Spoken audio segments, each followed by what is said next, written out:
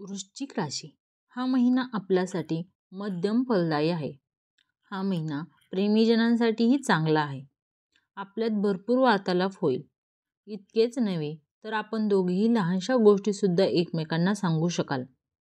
आपल्यातील समन्वय उत्तम असल्याने प्रणय जीवन सुखद होईल. विवाहितांचे वैवाहिक जीवन तणावग्रस्त असू शकते. कदाचित आपला वैवाहिक जोडीदार आजारी असू शकतो. अशा वेळी त्यांच्या प्रकृतीची काळजी घ्यावी. ह्या महिन्यात आपणास खूप मोठी प्राप्ती होईल असे ग्रहमान सुचवत आहे. परंतु कौटुंबिक जीवनात तणाव सुद्धा असेल. काही कारणाने कुटुंबात भांडण झाल्याने कौटुंबिक वातावरण गढूळ होऊ शकते. त्याचा आपणास त्रास संभवेल.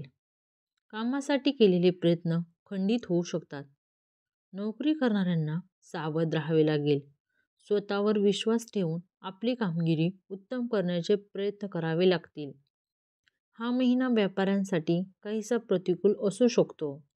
त्यांना व्यवसायात नुकसान होण्याची संभावना असल्याने गुंतवणूक करताना काळजी घ्यावी.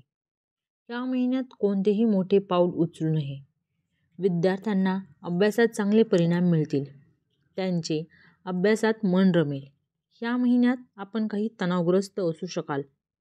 एखाद्या जवळच्या व्यक्तीची प्रकृती बिघडल्याने आपण त्रस्त झाल्याचा परिणाम आपल्या प्रकृतीवर होऊ शकतो.